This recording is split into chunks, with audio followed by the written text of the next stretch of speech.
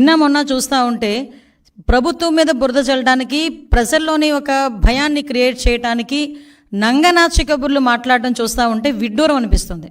ఎందుకంటే సుమారుగా 2019 నుంచి 24 వరకు కూడా అతను సీఎం అయిన తర్వాత నుంచి కూడా అంబేద్కర్ రాజ్యాంగాన్ని పక్కన పెట్టి రాజారెడ్డి రాజ్యాంగాన్ని ఇంప్లిమెంట్ చేయడానికి పోలీసులను సైతం తన చెప్పు చేతుల్లో ఉంచుకొని ప్రజలందరినీ భయభ్రాంతులను చేసి, ప్రజల మీద హత్యలు చేసి, ప్రజల్లోని ఒక భయానకమైన వాతావరణాన్ని క్రియేట్ చేసి, ఇతగాడు కనుక ముఖ్యమంత్రిగా ఉంటే మేము ఎవరూ కూడా బతకలేము అన్న ప్రజల్లోని ఒక అభిప్రాయం ఏర్పడిందంటే అతను రాజారెడ్డి రాజ్యాంగాన్ని ఎంత క్లియర్గా ఇంప్లిమెంట్ చేస్తాడో మనందరికీ అర్థమవుతుంది. దాని యొక్క పర్యవసానమే చంద్రబాబు నాయుడు గారు లాంటి వాళ్ళు, పవన్ కళ్యాణ్ గారు లాంటి వాళ్ళు, మోడీ గారు లాంటి వాళ్ళు ఈ రాష్ట్రానికి అవసరము, ఈ రాష్ట్ర అభివృద్ధికి అవసరం అన్న ఒకే ఒక ఉద్దేశంతో 164 సీట్లు ఎన్డీఏకి ఇచ్చి ప్రజలు ఈరోజు గెలిపించి సీఎం స్థాయిలో మన చంద్రబాబు నాయుడు గారిని, డిప్యూటీ సీఎం స్థాయిలో పవన్ కళ్యాణ్ గారిని కూర్చోబెడితే అది చూసి ఓర్వలేక ఏ రకంగానైనా గవర్నమెంట్ మీద బురద చల్లుదాము, గవర్నమెంట్ని ఇరకాటంలో పెడదాము అని చెప్పి శవ రాజకీయాలన్నవి స్టార్ట్ చేసిన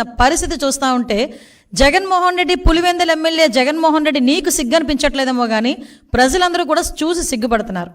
ఎందుకంటే అసలు ఎందుకు ఓడిపోయాము అన్న దాని గురించి వాళ్ళు చర్చించుకోవడం పక్కన పెట్టండి. ఎందుకు ఓడిపోయారన్న సంగతి వాళ్ళందరికీ కూడా తెలుసు. కానీ ఈరోజు ఎక్కడో ఒక మాచర్లలోని వర్గ విభేదాల వల్ల జరిగిన ఒక హత్యను తీసుకొచ్చి దాన్ని వేదికగా మార్చుకొని ఏదో రకంగా తిరిగి తీసుకొచ్చి నంగనాచి కబుర్లు మాట్లాడాలి, ప్రజల్లోని మళ్ళీ ఒక భయాన్ని క్రియేట్ చేయాలి అని చెప్పి బురద జల్లే కార్యక్రమానికి శ్రీకారం చుట్టడానికి అని చెప్పి ఒక డైవర్షన్ పాలిటిక్స్ చేయడానికి ఈరోజు మళ్ళా జగన్మోహన్ రెడ్డి ముందుకొచ్చి మొన్న ప్రెస్ మీట్లో మాట్లాడాడు. నిజంగా చెప్పాలంటే జగన్మోహన్ రెడ్డి ఆ రోజు మాట్లాడిన మాటల్ని బేస్ చేసుకొని ఈరోజు గవర్నమెంట్ ఎందుకు అతని మీద చర్యలు తీసుకోకూడదు? ఎందుకు నేను ఈ మాట మాట్లాడుతున్నానంటే ఆ రోజు జగన్మోహన్ రెడ్డి మాట్లాడుతూ చాలా ఎలిగేషన్స్ చేశారు. ఆ ఎలిగేషన్స్లో సుమారుగా 36 రాజకీయ హత్యలు జరిగినాయి ఈ 45 రోజుల్లో. దగ్గర 300కు పైగా హత్యాయత్నాలు, 35 ఆత్మహత్యలు అని చెప్పి ఏదో 560 చోట్ల ప్రైవేట్ ఆస్తులను ధ్వంసం చేశారని రకరకాలైన ఎలిగేషన్స్ అనమాట. 490 ప్రభుత్వ ఆస్తులను ధ్వంసం చేశారని, 1000 వరకు దౌర్జన్యాలు, దాడులు చేశారని ఫిగర్స్తో సైతం ఇచ్చారు. వీటన్నిటి గురించి పక్కన పెట్టు. 36 రాజకీయ హత్యలను మాట్లాడు. నీ దగ్గర డేటా ఉందా? డేటా ఉంటే నాకు ఇవ్వండి ఒకసారి.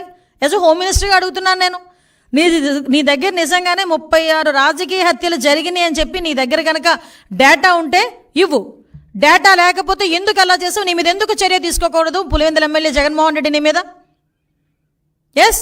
ఒకసారి చెప్పాలి. 36 రాజకీయ హత్యలు కాదు, అసలు యాక్చువల్గా రాజకీయ హత్యలు అని చెప్పి ఇతను మాట్లాడుతుంటే రాజకీయ హత్యలు జరిగినవి 4. మీకు ఇంకో విషయం చెప్పనా? నేను ఇది ప్రజలకు చెప్తున్నా, జగన్మోహన్ రెడ్డికి చెప్పాల్సిన అవసరం లేదు. ఎందుకంటే జగన్మోహన్ రెడ్డికి విషయం తెలుసు. కానీ ఏదో రకంగా గవర్నమెంట్ మీద బురద జల్లాలి కాబట్టి, చంద్రబాబు నాయుడు గారి మీద బురద జల్లాలి కాబట్టి ఏదో రకంగా అడ్డదారి తొక్కైనా మళ్ళీ ఏదో రకంగా సీఎం కుర్చీలో కూర్చుని పోవాలని కలలకు అంటున్నాడు కాబట్టి ఈరోజు మా మీద బురద చల్లడానికి 36 రాజకీయ హత్యలు, 300 మంది దాడులు, అవి ఇవని చెప్పి ఫిగర్స్ సైతం చెప్తున్నాడు. ఈరోజు 45 రోజుల్లోని ఇవి నువ్వు చెప్పినవన్నీ ఏమి జరగలేదు, నువ్వు చెప్పినవి జరగలేదు అని చెప్పి నేను చెప్తా. జరిగినవి ప్రూవ్ ఏమైనా ఉందా? యాజ్ ఎ హోమ్ మినిస్టర్ నేను మాట్లాడుతున్నా. నువ్వు చెప్పినవన్నీ కూడా అబద్ధపు లెక్కలు. దీని మీద నువ్వు ఎక్స్ప్లెనేషన్ ఇవ్వాలి. దీని మీద నేను కేసు పెట్టాలనుకుంటున్నాను. ఎందుకు కేసు పెట్టకూడదు? ఎందుకు చర్యలు తీసుకోకూడదు జగన్మోహన్ రెడ్డి మీద ఈరోజు ప్రభుత్వం మీద? అప్పుడు నిజంగా జరిగిన ఇన్సిడెంట్లే రంగనాయకమ్మ గారు జరిగిన ఇన్సిడెంట్ అమరావతి గురించి ఒక చిన్న పోస్ట్ పెట్టారని సిఐడి వాళ్ళని పంపించి ఆవిడ వయసును కూడా పక్కన పెట్టి వాళ్ళ చేత విచారణ జరిపించి సిఐడి ఆఫీసులో కూర్చోబెట్టి విచారణ చేపట్టావు. ఇలాంటి సంఘటనలు గుత్తా శిరీష గారు ఒక చిన్న పోస్ట్ గవర్నమెంట్కి వ్యతిరేకంగా పెట్టారని సిఐడి నోటీస్ ఇచ్చి ఆవిడని సిఐడి ఆఫీసులో కూర్చోబెట్టావు.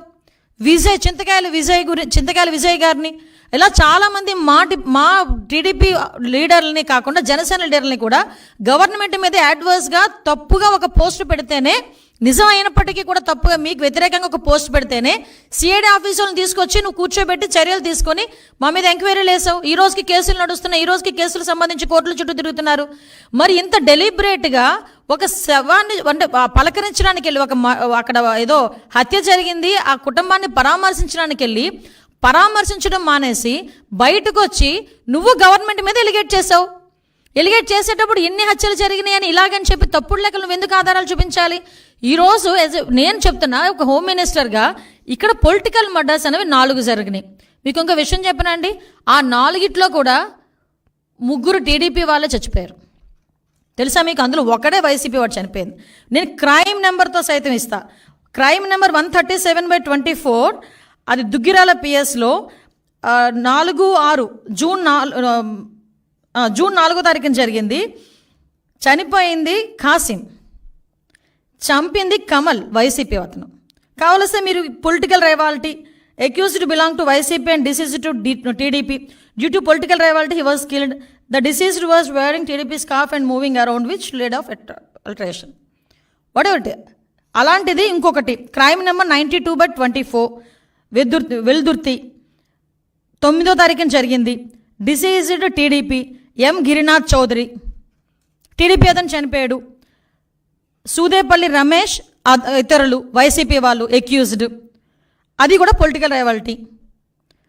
క్రైమ్ నెంబర్ 92/24 పుట్లూరు, అక్కడ మాత్రమే ఎరకయ్య అని ఒక వైసీపీ అతను చనిపోయాడు. అక్కడ నరసింహస్వామి అండ్ అదర్స్ టీడీపీ వాళ్ళు ఉన్నారు. Next 4th 148/24 Rayadurgam PS 9th జరిగింది. ఇది గొల్ల ఆదికేశవులు టీడీపీ ఆయన్ని చంపేశారు. ఎవరు? వైసీపీ వాళ్ళు, కేశవరెడ్డి అండ్ అదర్స్. ఇవన్నీ కూడా పొలిటికల్ మర్డర్స్ జరిగినవి 4. ఆ 4లో 3 చనిపోయింది టీడీపీ వాళ్ళు. ఈరోజు నువ్వు ఏ మొహం పెట్టుకుని 36 హత్యలు, పొలిటికల్ హత్యలు జరిగినాయని చెప్పి ప్రజలను భయభ్రాంతులు చేయడానికి సిద్ధపడుతున్నావు? ఇంకా నీ మాటలు నమ్మేస్తారని అనుకుంటున్నావా జగన్మోహన్ రెడ్డి, పులివెందుల ఎమ్మెల్యే? ఇంకా నీ మాటలు నమ్మేస్తారని జనాలు అనుకుంటున్నావా? దీనికి ఒక ప్రైమ్ మినిస్టర్కి నువ్వు లెటర్ రాసి రాష్ట్రపతి దగ్గరికి వెళ్ళి రాష్ట్రపతి పాలన విధించాలి, ఇక్కడ రాజ్యాంగం అన్నది భ్రష్టు పట్టిపోయిందని నువ్వు మాట్లాడుతున్నావు కదా. అసలు విషయం చెప్పను ఒకసారి. ఆంధ్రప్రదేశ్ హైకోర్టు తమరు 2019లో పీఠం ఎక్కిన తర్వాత 2020లోనే ఇక్కడ కాన్స్టిట్యూషనల్ బ్రేక్ డౌన్ జరుగుతుందని డైరెక్ట్గా హైకోర్టు ఆ రోజు మాట్లాడింది. దీనికేం సమాధానం చెప్తావు? ఆ రోజు 14 సంవత్సరాల సీఎం తర్వాత ఇప్పుడు మళ్ళీ సీఎంగా ఉన్నారు చంద్రబాబు నాయుడు గారు. ఏ రోజైనా అతని హయాంలో, అతని అడ్మినిస్ట్రేషన్లో ఇలాంటి కామెంట్ ఏ కోర్టు అయినా ఎవరైనా చేయగలిగారా? ఒకసారి చెప్పండి. నువ్వు పీఠమికి ఒక సంవత్సరంలోనే, సీఎం అయిన సంవత్సరంలోనే ఆంధ్రప్రదేశ్ హైకోర్టు ఇలా మాట్లాడింది నీ మీద. ఇది అథెంటికేషన్. నేనేం వేగ్గా మాట్లాడట్లా, అబద్ధం చెప్పట్లా నీకులాగా. అంటే నువ్వు ఈరోజు పొలిటికల్గా మన కాన్స్టిట్యూషన్ బ్రేక్ డౌన్ అవుతుందని చెప్పి రాష్ట్రపతి పాలన విధించాలని ఏకంగా మాట్లాడుతున్నావంటే నీకు ఎంత తహతహగా ఉందో అధికార పీఠంలో కూర్చుని పోవడానికి నాకు అర్థం. అంటే అధికారం కోల్పోయి 4 రోజులకే ఏ రకంగానైనా దొడ్డిదారిని ఎలా అయినా వెళ్ళిపోవాలని ప్రజల్ని మభ్యపెట్టడానికి నువ్వు చేస్తున్న మైండ్ గేమ్ క్లియర్గా జనాలకు అర్థం కావాలనే ఉద్దేశంతోనే నేను ఈరోజు ప్రెస్ ముందు కూర్చున్నా. ఈరోజు ఎవడైనా పరామర్శకి వెళ్ళి అమ్మ ఎలా జరిగింది, ఎంతమంది పిల్లలు, ఏంటి నీ పోషణ ఏంటి, నా మనిషివి కదా, నీకు ఎంత కాంపన్సేషన్, పార్టీ నుంచి ఎంత కాంపన్సేషన్ ఇస్తాను, ఇలాంటివి మాట్లాడాలి. అతగాడు ఏం మాట్లాడాడండి? నీకు అమ్మఒడి వచ్చిందా? అమ్మఒడి నేను ఉంటే ఇచ్చేవాడిని, వసతి దీవెని ఇచ్చేవాడిని, ఇప్పుడు చంద్రబాబు నాయుడు గారు అవన్నీ ఇచ్చారా, అవన్నీ అయినాయా, ఇవన్నీ మాట్లాడతాడు ఎవడైనా? మైండ్ దొబ్బిందని తెలుసు, మరీ ఇంతలాగా జగన్మోహన్ రెడ్డికి పరామర్శ. అంటే నేను ఎందుకు క్లియర్గా ఎక్స్ప్లెయిన్ చేస్తున్నానంటే అతను పొలిటికల్గా ఒక ప్లాట్ఫామ్ గురించి ఎత్తుక్కుంటున్నాడు. దానికి మాచర్ల అనే ఇష్యూని క్రియేట్ చేసుకున్నాడు. వినుకొండ అనే ఇష్యూని క్రియేట్ చేసుకున్నాడు. ఆ వినుకొండలో జరిగిన ఇన్సిడెంట్ గురించి పర్టికులర్గా దాని మీద ఏదో రకంగా వెళ్ళి బురద జల్లాలనే ఉద్దేశంతో అతను వెళ్ళి అక్కడ మాట్లాడాల్సిన మాటలు మానేసి, హత్య జరిగిన చోట రషీద్ గురించి మాట్లాడడం మానేసి, రషీద్ గారి తాలూకా కుటుంబం గురించి మాట్లాడడం మానేసి ఫోటోలు చూపిస్తున్నాడు. ఎస్, నేను ఉన్నట్టే ఫోటోలు చూపించావు. ఫోటోలు చూపించినప్పుడు ఏం చెప్పావు? ఎమ్మెల్యే గారి భార్యకి కేక్ తినిపించావు. 10 సార్లు నొక్కి నొక్కి నొక్కి నొక్కి చెప్పావు. మా వాళ్ళు సోషల్ మీడియాలో వేస్తున్నారు, భారతి గారితో ఫోటో ఉంది అతనికి సెల్ఫీ. మరి ఎమ్మెల్యే గారి తాలూకా ఒక్క జిలానీనే హత్య చేశాడు, జిలానీనే అరెస్ట్ చేశారు, మిగతా వాళ్ళందరినీ ఎందుకు అరెస్ట్ చేయలేదు, ఇతనితో ఇంతమంది ఫోటోల్లో ఉన్నారు అని నువ్వు అన్నప్పుడు భారతి గారిని కూడా అరెస్ట్ చేయాలా? నిన్ను కూడా అరెస్ట్ చేయాలి. ఎందుకంటే నీతో కూడా సెల్ఫీ ఉంది, నేను చూపించమంటే చూపిస్తా. భారతి గారితో సెల్ఫీ ఉంది. ఎందుకంటే ఇంతకుముందు మీ పార్టీలో చాలా యాక్టివ్ పార్టిసిపెంట్ కదా. వాళ్ళ మధ్యలో ఉన్న వర్గ విభేదాలతో ఒకరినొకరు అక్కడ చంపుకోవడం అనేది తప్పు.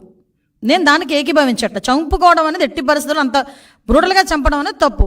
ఇమ్మీడియట్గా అరెస్ట్ జరిగింది, రిమాండ్కి పంపించాం. ఎక్కడ కూడా ఎటువంటి ఇబ్బంది కలగకుండా చూసుకున్నాం. నువ్వు వెళ్ళి రెచ్చగొడుతున్నావు, మళ్ళీ అక్కడికి వెళ్ళి వినుకుండా నువ్వు వెళ్ళి అక్కడ రెచ్చగొట్టి నువ్వు మళ్ళీ తిరిగి మాట్లాడితే పరిస్థితి వచ్చిందంటే ఒకసారి నీ తాలూకా మైండ్ సెట్ ఒకసారి ఆలోచించు. నువ్వు మళ్ళీ ఈరోజు ఎంత దారుణం అంటే గవర్నర్ గారి దగ్గరికి వెళ్తావట. ఓ పని చేయండి, గవర్నర్ గారి దగ్గరికి వెళ్ళేటప్పుడు మీరు కూల్చేసిన భవనాలు, అదేవిధంగా ఇక్కడ డీజీపీ ఆఫీస్ పక్కన, ఎందుకు ఈ ఎగ్జాంపుల్ చెప్తున్నానంటే డీజీపీ ఆఫీస్కి కరెక్ట్గా 1 కిలోమీటర్ దూరంలో ఉన్న పార్టీ ఆఫీస్ మీద నువ్వు దాడి చేసావు. ఈరోజు చంద్రబాబు నాయుడు గారు చలో ఆత్మకూరు పెడితే అక్కడికి వెళ్ళి చంద్రబాబు నాయుడు గారి ఇంటి గేట్లకి వెళ్ళి పెద్ద పెద్ద రాడ్లు తాడులు కట్టి బంధించావు. చంద్రబాబు నాయుడు గారి ఇంటి మీదకి నీ తాలూకా ఎమ్మెల్యే ప్రమోషన్ గురించి చంద్రబాబు నాయుడు గారి ఇంటి మీద జోగి రమేష్ వెళ్ళి దాడి చేశాడు.